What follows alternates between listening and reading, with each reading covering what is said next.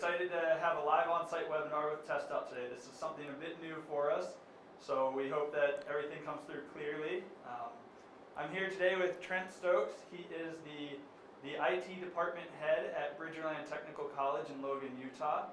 And we came out here today. He's got a great setup with both the lab and with portable labs. And a little bit about Trent's background is he's been in the IT industry for 26 years. He's got a background in computer networking and technology management. And a little bit about him, he's got 3 kids, married, and loves coaching football. And for this webinar, just as a reminder, we do have a survey typically at the end that asks you how you liked the webinar, what additional questions you have, what topics you would like to see in the future. We also will be sending out this recording to everyone, as well as some of the resources that Trent has put together. We'll talk about that as we get through this webinar. If you are on the desktop version of GoToWebinar, on your right hand, which should be this side, there's a pane that has a questions tab. Throughout this webinar, we want it to be interactive. If you have any questions that come up, open up that questions tab, go ahead and type them in, and we'll be able to answer those while we're live. If it's something that applies to what we're doing, I'll interrupt Trent and we'll go over the question.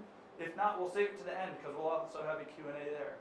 So with that, I'm going to step off camera so I can take care of your questions and get those as you have them. And I'll turn it over to Trent to show us what they've done here at Bridgerland. All right, thanks Adam. Well, welcome. This is our lab. This is a classroom, so I want to give a little bit of background of our what we have going on. When I first got started here, I had a couple of goals in mind, and one of those goals was to create a hands-on lab so my students could practice the things that they were learning. So we took this classroom and we converted it into a lab. We put on a tile floor, we put in these monitors, some ESD mats, different things all the way, and these go all the way around the room. You can't see all of it, but this is just kind of a portion of what each of our workstations look like. And then this is kind of our instructor station. We kind of work on additional labs over here. We do special projects in this room that the students like to come and watch and be part of. For example, this computer we built, this is a liquid cooled computer. It's kind of a fun machine that we built. So we use that just kind of as fun things to demonstrate to our students what they can do with the knowledge that they learn while they're here. We have other equipment that we have. We have this rack that's full of equipment. I'm going to open that up real quick. It's just the rack was donated to us. The equipment in here a lot of it was donated to us. Some of it we had to purchase. We have equipment over here in this corner, which is our cybersecurity corner, and that's just some other hands-on labs that we do with our students for some of our classes. And then of course we have this great big hub TV that we use. We use that for demonstrations while we're here in the classroom, but we also use this to link up to our remote campus over in Brigham. So that was one of the first things I wanted to do with our program, is to get that implemented and get these hands-on labs for our students, because in reality we all know that looking on a computer and viewing these things, it's great, but you really need to have that practical experience. And the students learn better when they can have those hands-on. So we've created this great lab for our students to work in. The second thing I wanted to get into our program is I wanted to get this into the high school. And so the same classes and the same labs that we do, we want to get in the high school. And we can't do that. We can't build one of these rooms in the high school. So what we had to do was do some carts that we could send out to those locations. So I kind of want to show you some of those carts. This is one we use this is our network cart, and you can see some of this equipment. And we are going to have this published online, what some of this equipment is. We're going to give you an equipment list of everything that we have for each cart. I'm sharing some of our hands-on labs that we've done. We have created a lot of our labs that are specific to our needs, that meet our student body, our remote locations. And some of those we don't share. Some of them are school property, and some we don't share because you really need to create those on your own and learn how to do those on your own in order to better understand the different trip-ups that the students are going to have. And if you can understand those, then it's easier for you to help your students get through those. But this is something that's really easy that we can do at each location, each remote location. Now, one thing I do need you to keep in mind is that we did not start off and have all this equipment done at once. This isn't something that you can just do overnight. It didn't happen that quick for us. This is our 4th year with this lab, and each year we're adding new equipment and new labs that we create. And so it's not something that's going to happen overnight. So I want to encourage you to start small, start little. We started with PC Pro, and I'm going to demonstrate kind of a little bit on how we started with that. But this is an example of our network cart.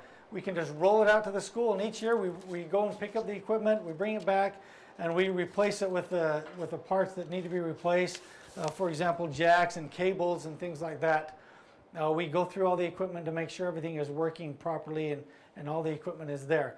So we'll go over some of that equipment. One of the other carts we have, am I moving too fast?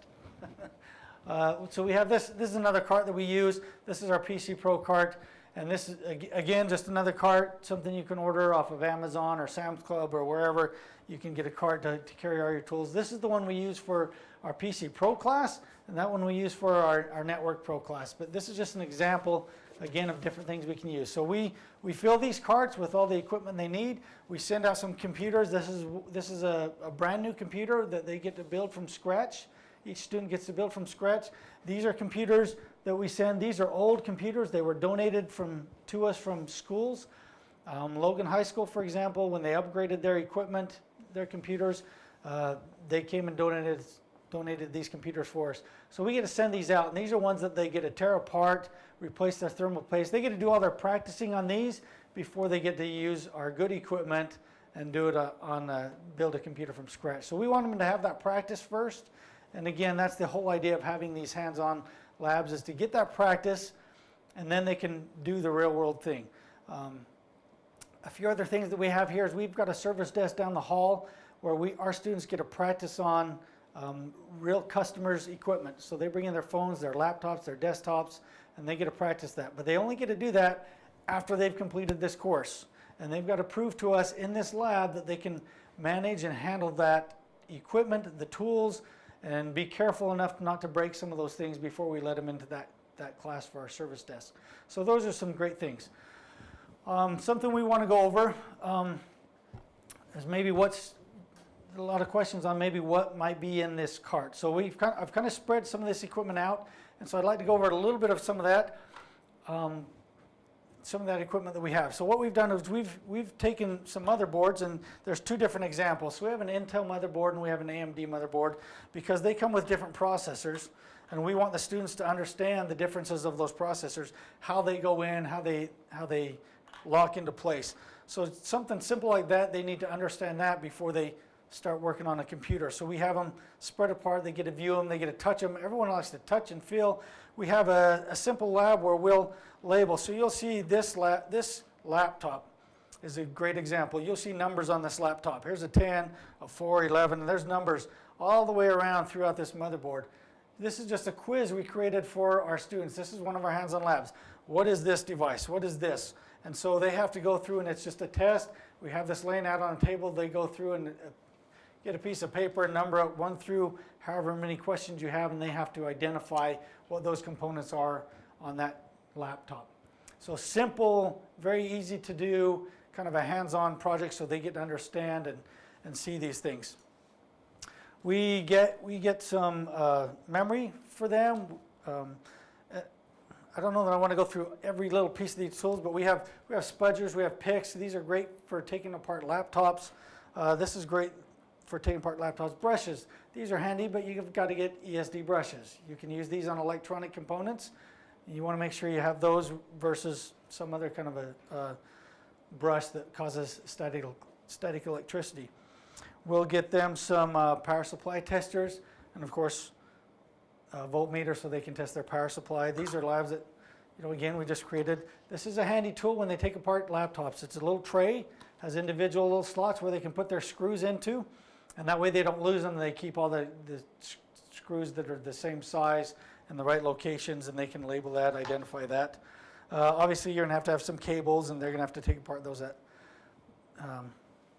We have them cut those cables and make an RJ45 and test it. So we have a cable tester.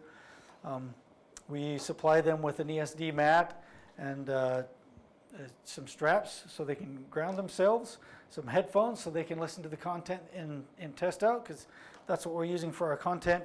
We buy a simple tool kit, but we also buy this toolkit. This is the one we use most of the time. Sometimes you're going to need to use some of these hex wrenches and tweezers and things to get, if you drop a screw or something, to do some of your labs. But we really like these tool sets. This kind of has all the different tools that you need inside of it. And we actually sell these to our students because a lot of students like to have their own tool sets. So we'll sell these in our service desk. But we like to have some nice quality steel, nice quality tools. You don't want to go cheap with all of your tools because then you're going to end up replacing those too quickly. So get some quality parts when you're building it. And again, you're going to have to start out slow because you want to get quality parts, which it means they're going to be a little more expensive. So start out slow, start out little. And little by little, we just added each of these components every year. We provide Q-tips and thermal paste and thermal paste cleaner. And we just provide little tiny packets because we didn't want to get a big tube. It becomes very wasteful. But something a little tiny and small that's going to be cleaned off over and over again through the labs as each student goes through that, something small like that and cheap is really good to have for these students at these remote locations. We provide bins to put so they can put their things in them. It makes it easy to pull things in and out of. We have a backup because I guarantee you some of your students are going to mess up your computers as they go through these. So a backup's nice to have for our instructors that they can use in a pinch. We also have a post card for their computers that they can troubleshoot with. And then again, we provide different computers. One thing that's become very handy for us is we've created our own lab book. So inside our lab book, we have all of our labs that go with the PC Pro class. So each class that we have, we create a binder for, and we create all the labs so the students don't have to look up the labs. We use Canvas. So as students, they can look it up in Canvas, or they can just come grab the lab book, open it up. These come in really handy at the high schools. They just like to grab the book, go to their workstation, flip it open, and go through the lab. And it has step-by-step instructions on what they need to do. So those have become handy as well.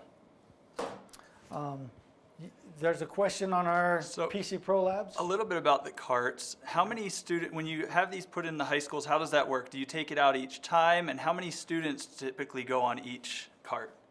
So this cart is we started out with one cart, and typically that's most of our students because it's more of a self-paced program, and you can get through test out as quick as you want or slow as you want.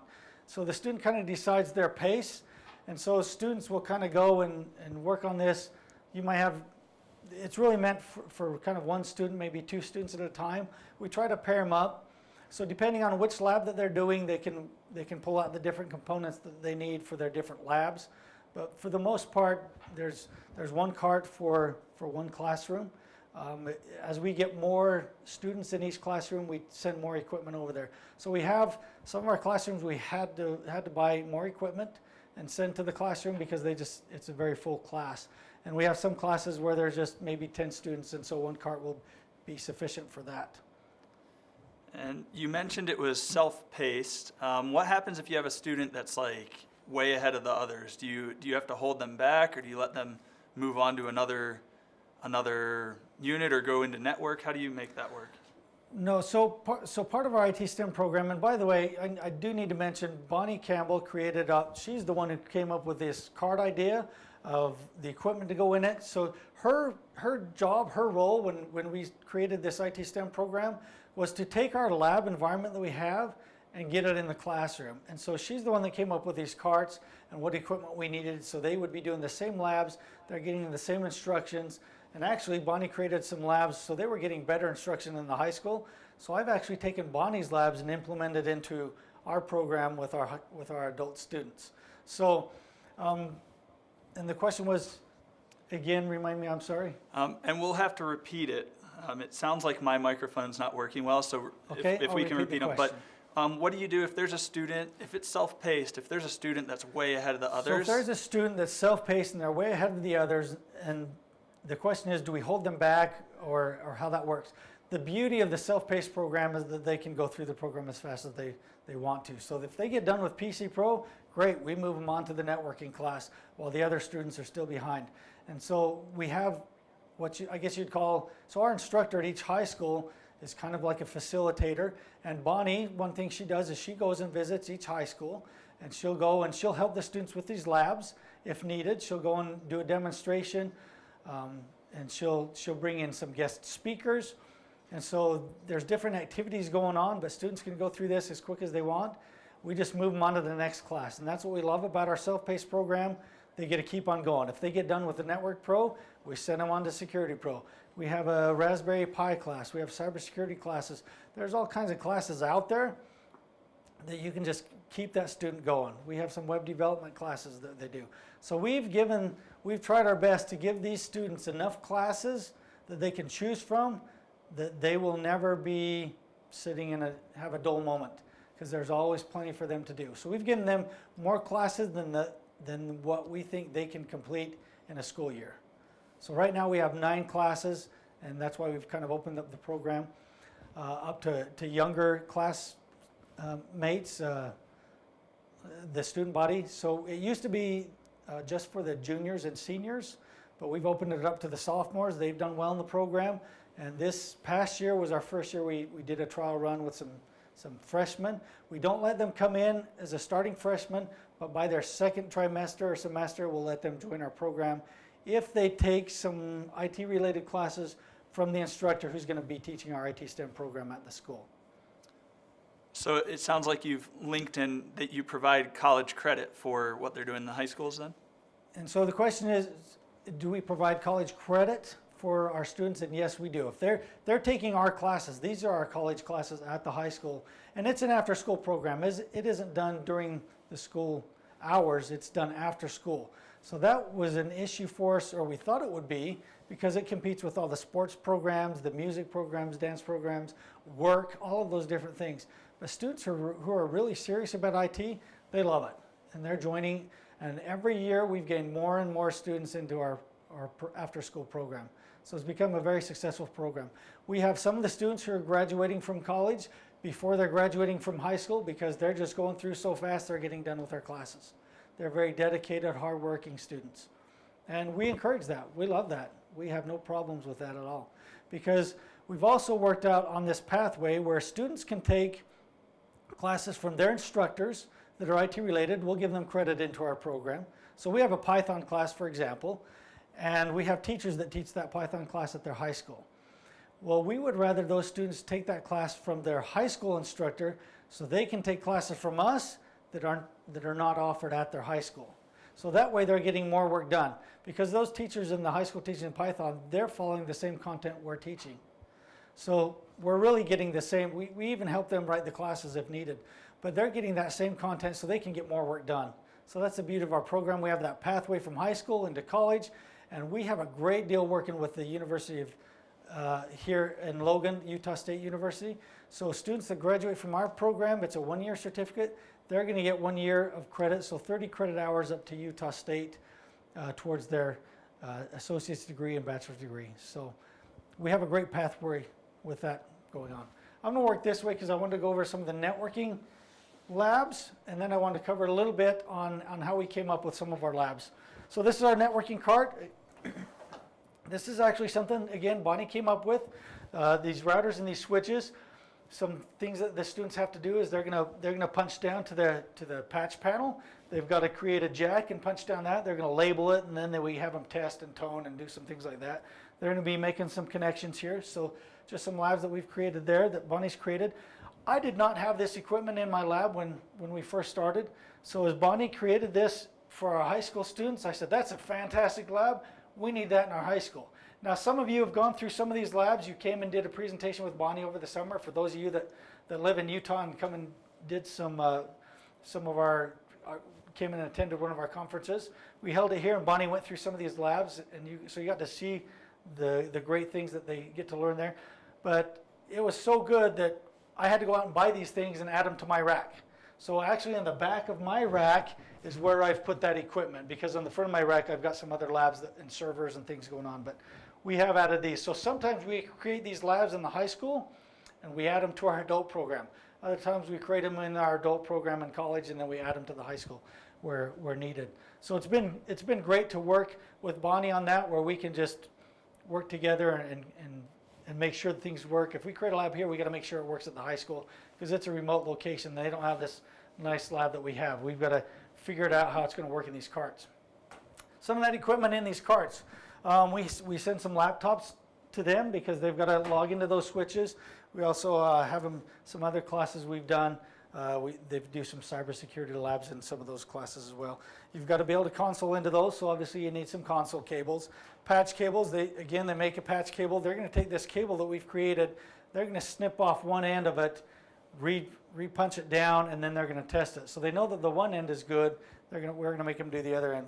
But something they also have to do, we send out some cables, just little pieces of cable that you don't need a lot, but the students are going to have to put a jack on one end of it. So we send out jacks because they've got to put a jack in, they've got to put it down on that cart and then punch it down on that patch cable, or the patch panel. So jacks are something they've got to do. So obviously with that, they're going to need all those components to make those things. So you've got your punch down tool. We always have them use a puck. I've been in the industry long enough to puncture my finger plenty of times without using a puck while trying to put these together. So we don't want that mess with our students, so we always have them use a puck. We have snips and diagonal cutters that we send out, so they can use those to cut the cables. Obviously, you're going to need a crimper so you can punch down your RJ45. This is just another different punch down tool, and a cable stripper if needed. There's different ways to strip the cable. Obviously, you can use one of these. You can use those, or I like to use snips personally, but there's plenty of options there. We like to send them out a card so they know their color code and what order things should go in. So we send those things out with as part of their tools. Again, these little totes come in handy to keep things organized and together, especially when you have your RJ45s and your jacks and your boots. So they get to do all of those things that a network person would do. They need that physical experience. We send them with a Sharpie and with labels because they've got to label their equipment as they punch it down, so we know how they submit that they've done the assignment. They've got to take a picture with their name on that's labeled, and so they submit that in the Canvas. Obviously, they're going to need to test their patch cables. So again, we send another cable tester out there. We have them tone out their cables. They need to learn how to tone their cables because, let's face it, not everything's always labeled properly, and so they need to know where things go. So we teach them how to use a toner and when to use that, and we do some troubleshooting with them. So that's some equipment we have for our networking cart. Again, we go back to our little binder where we have all of our labs in it, and so we send one of these out. Now, what we do with our instructors is as we've created all of this, the instructors don't know how to use it, so we do a training once a year. So we come in, first year instructors come for a week and they learn about all of our beginning classes. And then we have our second year instructors come in and we teach them more. And we walk them through these labs. We work them out with them. We sit in the classroom, they go through the content and test out. They go through these labs that go along with our content and test out. And so they know exactly how to do each of these labs because we're not there on site with them. We connect remotely with all of these schools. We have 8 different schools we connect to, and so we're all on a video chat, kind of like what we're doing here. So we kind of have a live feed to them, and each day we connect with each of those schools so we can work through any issues that there are. And again, Bonnie travels to each site, so if there are issues with some labs, she shows up and she can help take care of those labs for them. So one of the questions we've had is, how do we come up with these labs? How do you just kind of come up with this? Well, when we first started our labs, we had test out, and then we thought we needed these hands-on labs. So what I did is I pulled up this. We've pulled up PC Pro, and this is just one of the sections. What we did for our labs is we just kind of went through, and we pulled up this our course outline, and we went through each chapter. And each chapter we went through and said, can we create a lab there? And we saw here's the lab in section 3. It says install a motherboard. So we decided we've got to have our students install a motherboard. Well, we don't want them to just go in and start installing a motherboard. So we kind of took a step back further, and we said, let's open up the motherboard, make sure they can identify those parts. So that's why we put the labels on there that I showed you earlier, and they can identify it and learn what those parts are. Let's make sure they know how that processor gets put in place so they don't bend those pins and ruin the motherboard. So we start with simple things like that before we get into the actual install the motherboard. But eventually we get to that point. So we teach them, we kind of gradually get them into that. And then we say, okay, here's a computer, go install a motherboard. And they've got to install the motherboard. They've got to put in the memory sticks, the expansion cards, the thermal paste on that processor. They've got to hook all that stuff up together. So we gradually go through all of that, and we really just kind of insert that lab right in where we found it on test out. So in section 3, we say go through all of section 3 and test out, then let's go into the lab and let's work on our section 3 or chapter 3 labs. And then we've injected labs into each one of those. So you could click on any of these devices. If we clicked on printing, we could go in and it talks about how to connect to a printer. We have a printer here in our lab. It's a network printer. We don't have them go plug into the printer. That's easy, everybody can do. We say go to the workstation, grab a computer, download the things you need to, but you've got to connect to that network computer.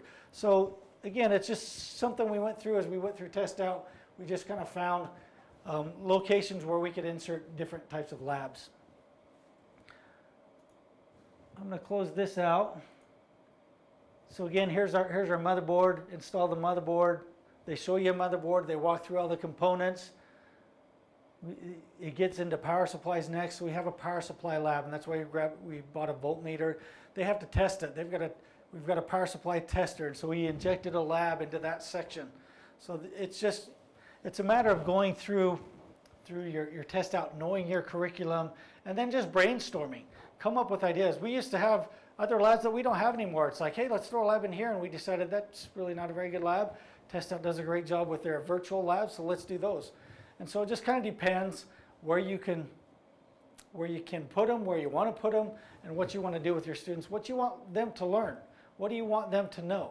So meet with your industry people. We meet with industry people on a regular basis, and we talk to them. What kind of skill sets do they need to have? And as we go through those, and they list those off to us, as I go through job searches, I look for jobs that are listed for my students to get.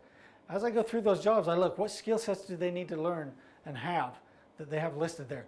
Those are the kind of things we pick out to put into our labs so they can have that skill set, so when they go looking for the job, they can meet that requirement for the industry people. So that's just a sample of how we've come up with our labs, what we've kind of done with. And again, I'm going to share some of those hands-on labs. Bonnie's done a great job with some labs. I created this lab on how to put together a jack and an RJ45. And what Bonnie's done is gone through and taken pictures step by step on how to do that and put it in a little format. So she's said that I'd be okay to share that with Test Out. So they're going to post that online. So you have a sample lab of something that we've done. And we've shared a couple labs just to kind of get you started. We've also gave a brief overview of some different types of labs that maybe you might want to create. The biggest thing is to start small, start little, start with the equipment you have. Again, this can be very expensive. Don't try to get it all done at once, but also see what you can do to work with your industry and get donations. That's how we got our start. We got donations of equipment and started working in. I've had industry people come in and help write labs. They've helped us write some server labs, some cybersecurity labs. They've helped us with the construction. So work closely with those people and you'll be able to get more done. Other questions? Great. We're gonna, I hope you can hear me. I'm trying to make my mic work, but we're gonna open it up for question and answer. So if you could go to the question tab and submit any questions that you may have at this time. If you have questions, please go to the questions tab. I'm not sure if you heard him or not, so I'm just gonna kind of repeat him. What Adam said, but go to the questions tab, ask some questions. We'd love to have your questions. Any thoughts or ideas that you have? So one of them is, do you always give multiple towers on the PC card, or how many do you recommend having on there? So as far as PC Pro goes, the question is, do we give multiple towers on our cart? We do. We have multiple, let me open up this cabinet over here. We send in several things to our students. So we call these our pancake labs. We send these out. These were donated to us again the same time as our towers were. Sorry about the noise, these are rackety, but we give these towers. We give multiple towers because the students is bound to screw it up. They're going to bend some pins, they're going to plug things in the wrong way, they're going to fry a motherboard, things like that. So we always send multiple towers, but not only do we send these towers, we also send some pancakes. In addition to the pancakes, we're sending out some laptops because they've got to do a laptop teardown. So we send some of those out as well. What we've done with our high school students is we've we've taken we bought this exact same laptop for every single school, so when we wrote our instructions, everybody's going to do the exact same thing the same way.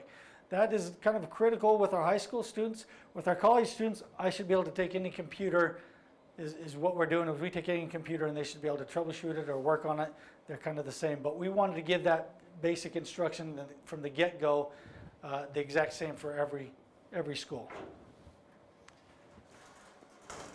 And how often do you have to update the carts? So the question is, how often do we have to update the carts? We update these carts once a year or as needed. So depending on the number of students that go through, so since Bonnie's going to go out to visit these schools anyway, if needed, we have her take some equipment out. The instructors keep in touch with her. They will take some equipment out to her. Otherwise, if they're good, then we'll go gather it once a year, bring it back here. There's two reasons we bring it back here. One is so we can update it and put new equipment in there. As things are getting worn out, we'll do that. And then the other thing is we keep them here for our instruction that we do. We have a 2-week-long training that we do with our instructors. We've had Idaho, we've had a teacher from Idaho who wants to get this program going in their school. So Preston, Idaho has come up here and they joined us this last summer for our instruction. We're open to do some training with other schools. We don't have an issue with that. There's a little cost and a fee to that, but we can work that out if someone else would like to join our training that we do with our instructors. But again, we just bring them in once a year, or we replace components as needed. So if people are using my cable tester quite often, I might have to replace it with batteries. So Bonnie will take those out, or if they break it, we'll buy a new one and take those out. We do have a lot of this equipment here on site, so if needed, on a pinch, I could take that equipment and run it to the school, or usually, you can get things shipped online pretty quickly in a day or two, and we can ship it directly to the school. So we can order those as needed if they're important things. Otherwise, if it's something they can wait, we'll wait till the summer when we bring it in. Okay, and we've talked a lot about PC Pro and Network Pro. Have you done this with other courses as well? So there's a question on our labs. Because I've mostly focused on PC Pro, Network Pro, and the reason I focus mostly on those two carts is because those are our main classes we send at the high school. Our adult students, they get into Security Pro, Server Pro, some of these other classes that Test Out offers, and yes, we have created labs for those. So it's not just PC Pro and Network Pro that we do. We do have, so for example, here's our books. We have our PC Pro book, our Network Pro book. This is our security labs, or in this one. So we do have some hands-on labs for security. We have some hands-on for our server. In our rack, we have servers in here.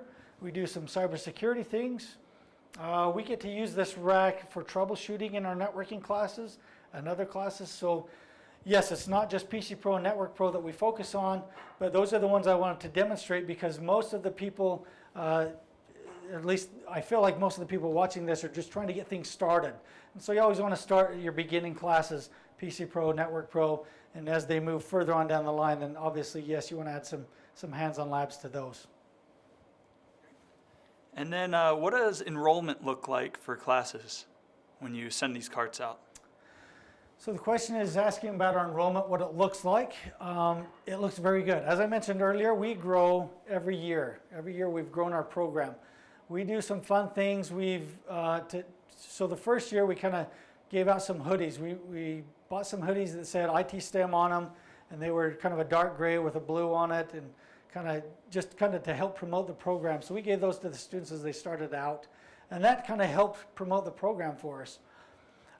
So enrollment in each school is going to be different. For example, last year one of our schools had maybe 5 students or so. This year they've got a full class. They're well above 20. They're probably close to 30 students in the classroom. We have one school that year in and year out, they're always packed. They have as many as they can handle. And so enrollment's been good as word has gotten out, as students learn about the different hands-on that they get to do, so they don't just read about it, but get to do it. They really love that aspect of it. They love the self-paced program that they do, so they can get through as fast as they want. It makes it a challenge. One thing we do in our classes, we like to, as they earn their PC Pro or Security Pro, we're going to hang that up on the wall. So the teachers hang that up on the wall, and what that does is that incentivizes some of the other students. They're like, I want my name up there. So they try to get through, and they want to get done so they can get their name up on the board, that they have that same certificate as everybody else in the classroom. So that makes kind of a fun little thing that we can do. Again, we go to the schools, we visit with them. That kind of adds another effect to them. We bring in people who are working in the IT industry, and they come in and do a presentation and talk to them about different things they can learn and do. So enrollment's been very well for us. Each school keeps growing every year. And then outside of the mobile labs, you've got a security lab here. How do you have that set up? So so the question is, how are this lab is set up as opposed to our mobile carts that we send out? We have this lab has its own network, and we're wondering how that was set up. This is a DMZ, so we have this set up so it does not affect our school network. So, and that may not be able to be something you could do at your school, but it's something we've been able to do. We've been able to work with our network administrators and system administrators here at the school, where we can have this basically quarantined off from the rest of the world, if you will. The reason is for that is because some of our security labs, we have the students download things and do different things in those labs that maybe you shouldn't be doing on a school network, and it could mess up your school network. So we want to make sure that they do those inside this lab here. We also try to have them do that on specific computers that we have. So if it messes up a computer, it's our computer, not theirs, not the school's. It's one that we have in our lab that's kind of set up for that way. And we have backups for that, so we can just go in and wipe everything and replace it. So you do have to be careful with some of your security labs depending on what you're doing. But that's something that we do. We want them to be able to know the dangers that are out there, but also how to secure from those. So some of our labs, we don't tell them step by step how to do these bad labs or bad things. Bad being a relative term. If you use it in the wrong way, it's bad.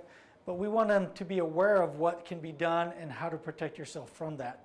And so you want to have a secure location where you can do that if you can. All right, I'm going to jump back in the frame here. I want to say a great thanks to Trent.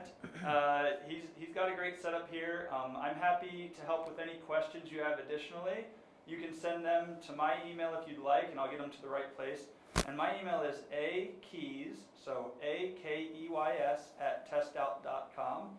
And I'd be happy to help with any questions you have in addition to what Trent has shared today.